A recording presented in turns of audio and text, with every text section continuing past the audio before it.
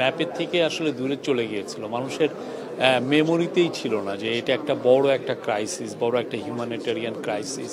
এবং এখানে যে বাংলাদেশকে যে 10 লক্ষের উপর রোহিঙ্গাকে যে বাংলাদেশের লুক আফটার করতে হচ্ছে, এই পুরো জিনিসটা গ্লোবাল যে কোনো ডিসকাশনে ছিল না।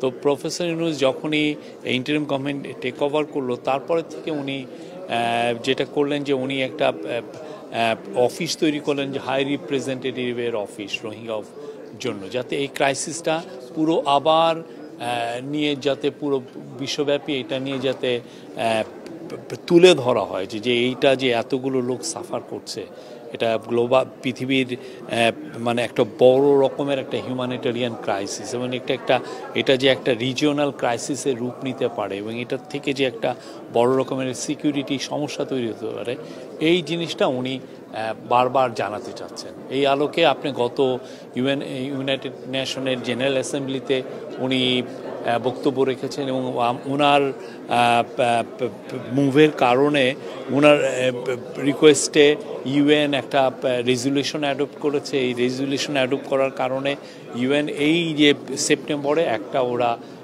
রোহিঙ্গাদের উপরে আলাদা একটা ডিসকাশন করবে, এটা একটা কনফারেন্স হবে রোহিঙ্গাদের উপরে, এবং ওয়ার্ল্ডের আমরা আশা করছি 170টার মতো দেশ এইখানে পার্টিসিপেট করবে আমাদের।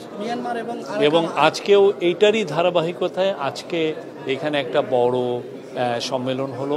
এটা একটা ক্লোজ ডোর সম্মেলন, সেখানে প্রফেসর ইউনূস আবার তুলে ধরেছেন যে কি ধরনের এই রোহিঙ্গা ক্রাইসিসটা এখন কোন পর্যায়ে আছে, আমাদের কি করণীয়। এবং এই পুরোটা এই আটনা সামিটের one of the major join করার একটা one of the major reason ছিল যে এই ক্রাইসিসটাকে তুলে ধরা। এবং এখানে আজকে অনেকে ছিলেন, আজকে কাতার ফাউন্ডেশনের শাইখা হিন্দ যিনি সিইও এবং খুবই ইনফ্লুয়েন্সিয়াল, উনি ছিলেন। তারপরে আরও কিছু কাতার ফাউন্ডেশনের নেতৃস্থানীয় অফিসিয়াল ছিলেন। তারপরে গাম্বিয়ার ফরেন মিনিস্টার ছিলেন। আপনি জানেন গাম্বিয়া হচ্ছে ইন্টারন্যাশনাল ক্রিমিনাল কোর্টে ইন্টারন্যাশনাল কোর্টে যেখানে মায়ানমারকে জেনোসাইডের জন্য অ্যাকিউজ করা হয়েছে, গাম্বিয়ার কিন্তু ওআইসির হয়ে ওরাও একটা পার্টি হয়েছেন এটাতে, এই কেসটাতে।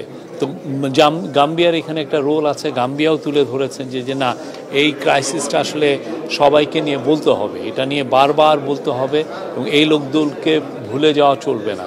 এবং এই আজকে প্রফেসর ইউনূস এটা বলেছেন, আমাদের ন্যাশনাল সিকিউরিটি অ্যাডভাইজার এবং আমাদের যিনি high representative of Rohingya affairs doctor Khalilur Rahman, উনি কথা বলেছেন।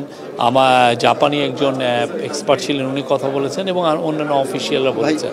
এটা একটা খুবই, আমি বলবো যে সফল একটা প্রোগ্রাম ছিল, এবং আমরা আশা করছি পুরো স্লোলি বা স্টিলিলি আমরা বলবো যে এই ক্রাইসিসটা নিয়ে আবার কথাবার্তা, ইন্টারন্যাশনালি কথাবার্তা হচ্ছে।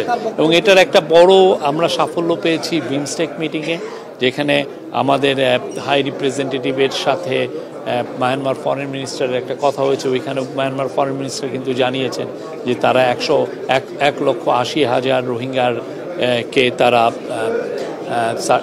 ক্লিয়ারেন্স দিয়েছে তারা যে রোহিঙ্গা। এবং এতে ফলে আমরা আশা করছি যে এইটা একটা ধাপ, এটা অনেকগুলো ধাপের একটা ধাপ, যে এইটা আমাদের রিপ্যাট্রিয়েশনের দিকে এইটা আমাদেরকে হেল্প করবে। এই যে কাতারের দিক থেকে আমাদের রোহিঙ্গা পিসফুল রিপ্যাট্রিয়েশনের ক্ষেত্রে কাতারের দিক থেকে কাতার ফাউন্ডেশন তো আমাদেরকে অনেক হেল্প করছে। কাতার ফাউন্ডেশন এখানে এলপিজি যেটা রোহিঙ্গাদেরকে আমরা দেই, আপনি জানেন আশেপাশে খুব ক্রিটিক্যাল বন ছিল এই রোহিঙ্গা ক্যাম্পের। এখন এই বনকে আমাদের যদি সেভ করতে হয়, সেই জন্য আমাদের ব্যবস্থা নিয়েছি যাতে রোহিঙ্গারা যাতে এলপিজি দিয়ে তাদের কুকিং কাজগুলো করতে পারে। তো এলপিজি যারা দিচ্ছেন পুরো বিশ্বে অনেকে ফান্ডিংটা করছেন, তার মধ্যে কাতার ফাউন্ডেশন একটা মেজর ফান্ড, কাতার চ্যারিটি, কাতার ফাউন্ডেশন এখানে মেজর, ওরা হেলথে অনেক ইনভেস্ট করছেন।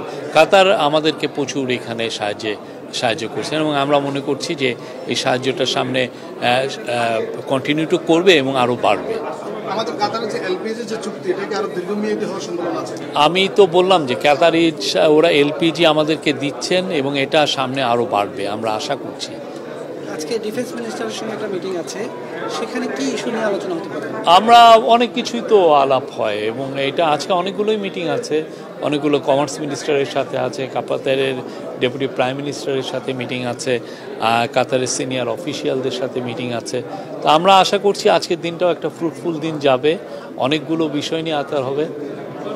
আমরা আশা করছি যে বাংলাদেশের স্বার্থ সংশ্লিষ্ট সমস্ত জিনিসই আমরা এই মিটিংগুলোয় তুলে ধরা হবে।